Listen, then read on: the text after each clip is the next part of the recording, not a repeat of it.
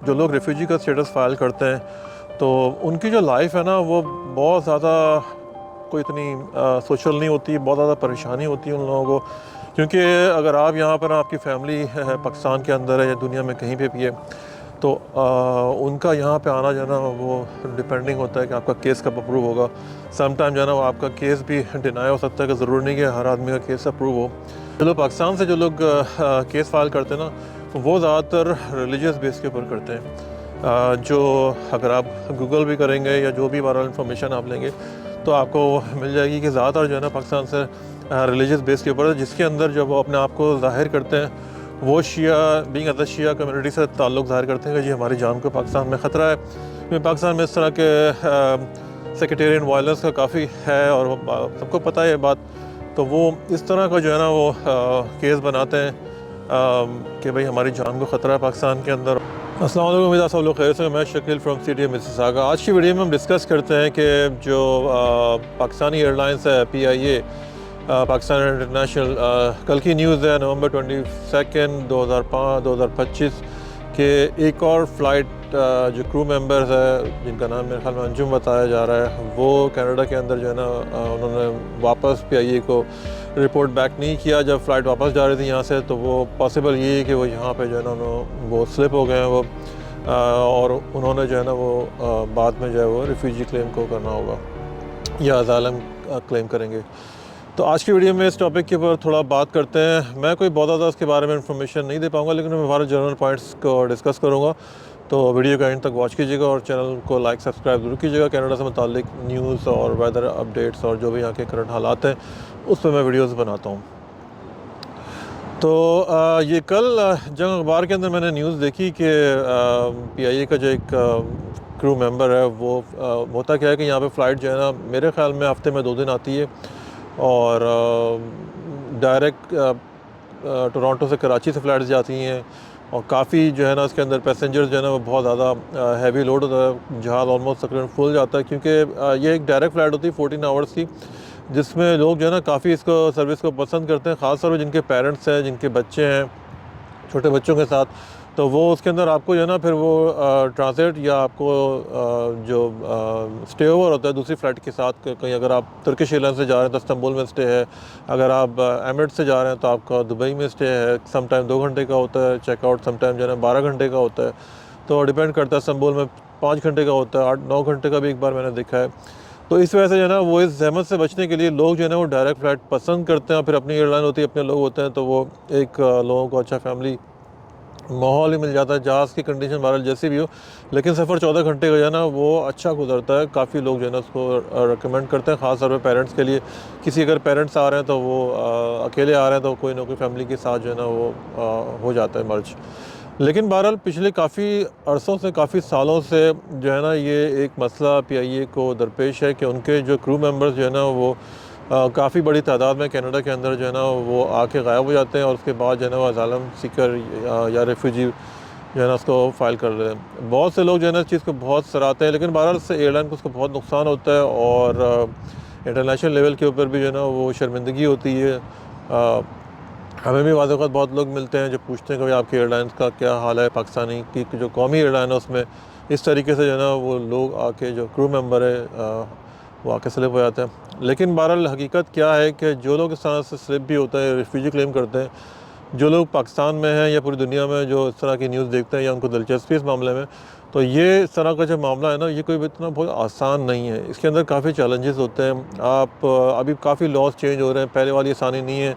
Refugee protection act जो है और जो लोग जो आके असाइलम या रिफ्यूजी का केस फाइल करते हैं तो अब उनको जो है ना काफ़ी उसके अंदर सख्ती आ गई है। गवर्नमेंट ने काफ़ी चेंजेस ले आई है और आ भी रही हैं। अभी जो करंट मैंने जो एक न्यूज़ देखी थी कि अगर आप कनाडा में 1 साल के अंदर हैं तो आपको 1 साल के अंदर ही जो है ना उसको आपने जो केस है अपना वो फाइल करना, उसके बाद जो है ना अपने एक्सेप्ट नहीं करेंगे, क्योंकि लोग थोड़ा सा टाइम भी लगाते हैं, सोचते हैं करें नहीं करें ये सब चीज़ें। तो बीइंग एज अ रेफ्यूजी जो है ना वो गवर्नमेंट सहूलतें भी आपको यहाँ पे देती है, मेडिकल है और कुछ अर्से बाद आपको सोशल इंश्योरेंस नंबर भी मिल सकता है जिससे आप फिर काम भी कर सकते हैं।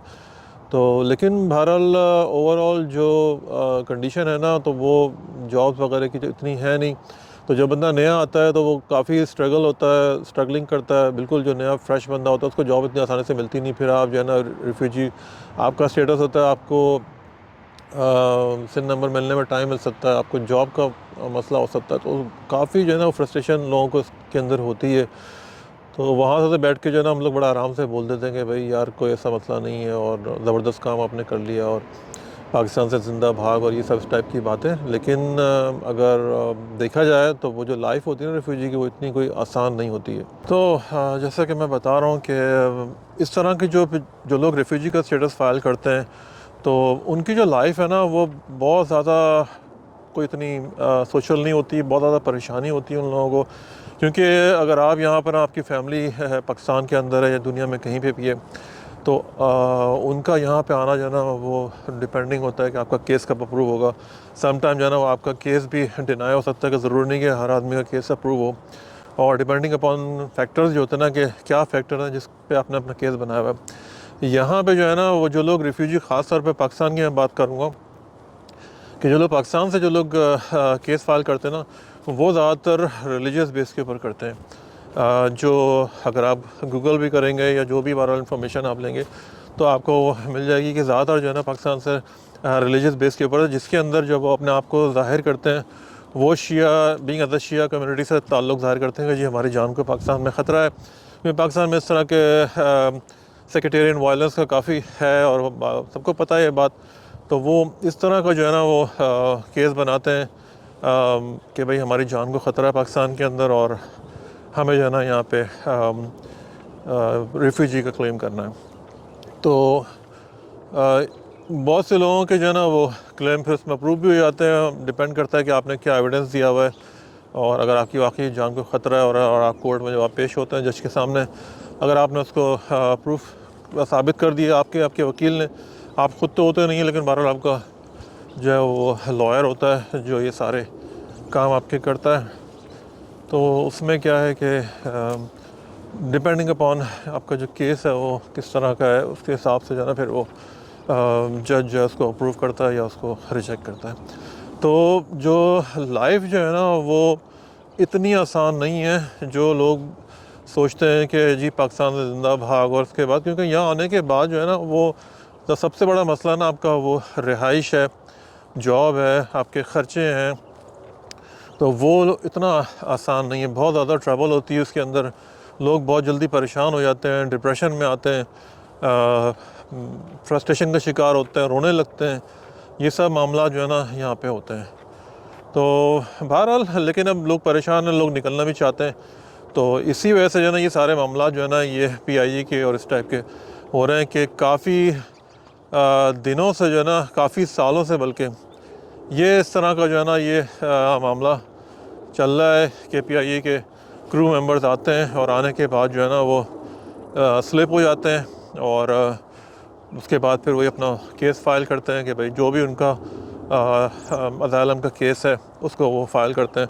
गवर्नमेंट की तरफ से है ना वो असाइलम सीकर्स को इनिशियली कुछ बेनिफिट मिलते हैं जिसके अंदर रिहाइश है, मेडिकल है, कुछ फाइनेंशियल एड भी होती है, शेल्टर का भी सिलसिला है। लेकिन बस ये है कि आप जितने ज़्यादा बेनिफिट लेंगे ना फिर वो आपके केस पे भी उसका का असर पड़ सकता है कि भाई लाजमी गवर्नमेंट अगर फंडिंग दे रही है, टैक्स पेयर की मनी, ये सब चीज़ें, लोग भी इसके ऊपर आजकल जो है ना वो पूरी दुनिया में जो है ना वो इमिग्रेशन के मामला लोग चाहते हैं कि सख्त हो जाए पहले। और उसमें जो है क्योंकि लाजमी महंगाई जिस हिसाब से इमिग्रेंट्स और ये सब मामला आ रहे हैं तो महंगाई बढ़ती चली जा रही है, चीज़ें खुद क़ुव्वत ख़रीद से बाहर हो गई हैं आम लोगों की।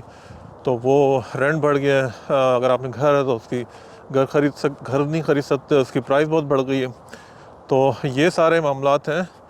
तो जो भी यहाँ पे आना चाहता है मोस्ट वेलकम, लेकिन बहरहाल प्रॉपर तरीके से आएँ। जो इस तरीके से अगर आप आके स्लिप होंगे तो लाइफ जो है ना वो भाई बहुत मुश्किल है। आपको ऑड्स जॉब मिलेंगी और इस तरह की जॉब्स होंगी कि अगर आप अपने 30-40s के अंदर आएँ और आपको फ़िज़िकल जॉब्स हैं, फैक्ट्री में 8-8 12-12 घंटे की शिफ्टें होती हैं, खड़ा रहना पड़ता है, उसके अंदर काम करना पड़ता है। और डिलीवरी की जॉब्स हैं। सबसे बड़ा मसला जो है ना वो वेदर का इशू है कि आपको जो है ना फिर इस तरह के वेदर में -20 है, 30 है, आउटडोर जॉब्स हैं बहुत सारी मतलब कंस्ट्रक्शन की जॉब है, रेस्टोरेंट की जॉब है, डिलीवरीज़ की जॉब है, तो वो लाइफ जो है ना वो इतनी आसान नहीं है। तो शुरू के जो बंदा चलो अगर उसके पास ऑलरेडी लीगल तरीके से आया हुआ, उसके पास पीआर कार्ड है, तो वो फिर भी चलो अगर इस तरह की जॉब कर भी रहा है तो वो थोड़ा सा ये होता है कि चलो यार फैमिली के लिए अच्छा फ्यूचर मतलब बच्चों के लिए हो जाएगा। लेकिन बहरहाल अगर आप बीइंग एज अ रेफ्यूजी आए और इस तरह की सारी मुश्किलात जो है ना, फिर आपने केस भी आपने गलत बनाया हुआ है, गलत इन्फॉर्मेशन दी हुई है, गलत डॉक्यूमेंट दिए हुए हैं, आप वो है नहीं जो आपने साबित जो आप बता रहे हैं। फॉर एग्ज़ाम्पल कि मतलब आप बता रहे हैं कि मैं शिया कम्युनिटी से मेरा ताल्लुक़ है और पाकिस्तान में मेरी जान को ख़तरा है, ये सब चीज़ें। तो इस तरह अगर आप केस बना रहे हैं आके, और अगर आप जेनुइन है तो ठीक है, मतलब अगर आपका ऐसे मामला हैं तो कनाडा सपोर्ट करता है इस तरह के लोगों को कि जिनकी जान को ख़तरा है। तो इस कनाडा तो है ही मतलब एक वेलफेयर स्टेट, यहाँ पे इमिग्रेशन और रिफ्यूजी प्रोटेक्शन एक्ट है, इसका लॉ है। तो मेरा मकसद बनाने का मकसद ये है कि जो लोग वीडियोस बनाने का मकसद सिर्फ इतना है कि जो ये लोग समझते हैं कि हम यहाँ पे इस तरह से पहुँच के जो है ना हम इस तरीके से हमारे वारे के न्यारे हो जाएंगे, तो भाई ऐसा नहीं है। यहाँ बहुत लाइफ जो है ना आसान नहीं है, मुश्किल लाइफ है, चैलेंजिंग लाइफ है, वेदर का मसला है, और आजकल के हालात में तो महंगाई इतनी हो गई है कि जो लोग यहाँ पे मेरी मिसाल ले लें, मतलब मैं तकरीबन ऑलमोस्ट 25 साल होने वाले हैं, तो अब जो सिचुएशन आ रही है उसके अंदर जो है वो मामला इतने कोई अच्छे नहीं हैं। जॉब्स के बहुत मामला हैं, महंगाई है, किराया है, हर चीज़ महंगी हो गई है। तो एनीवेज बहरहाल बनाने का मकसद सिर्फ इतना है कि मैं आपको रियलिटी बताऊं कि इतना आसान नहीं है इस तरह के स्टेटस पे आके जब आप आते हैं तो आपको कब आपका अप्रूव होगा। हर वक्त एक ख़तरा होता है कि भाई पता नहीं कब जो है ना हमें निकाल दिया जाएगा। तो भाई ये वीडियो बनाने का मेरा मकसद था कि बहुत से लोग जो है ना वो पूछते हैं कि भाई रिफ्यूजी वगैरह जो लोग अप्लाई करते हैं तो उसके बाद के हालात क्या होते हैं। तो हालात जो है ना वो मुश्किल होते हैं, चैलेंजिंग होता है, बहुत ज़्यादा आपको सफ़र करना पड़ता है, और जॉब्स करनी पड़ती हैं, इस तरह की जॉब आपको करनी पड़ती है आपने कभी आपकी ज़िंदगी में आपने नहीं की। फॉर एग्ज़ाम्पल के जैसे PIA का एयर क्रू मेंबर है कि एक साफ़ सुथरी नीट एंड क्लीन अच्छी जॉब है, आप उसको छोड़ के जो है ना वो इस तरह की और जॉब्स आप आके करेंगे तो आपको बहुत ज़्यादा फ्रस्ट्रेशन होगी कि सोचें कि अगर एक एयर क्रू मेंबर है जिसकी एक अच्छी जॉब है और वो एक माशरे में उसका एक मुकाम है, एक इज़्ज़त है, फिर वो यहाँ पे आके किसी रेस्टोरेंट में डिश वॉशर की जॉब करता है, तो वो उसका मेंटल हेल्थ का क्या इशू होगा।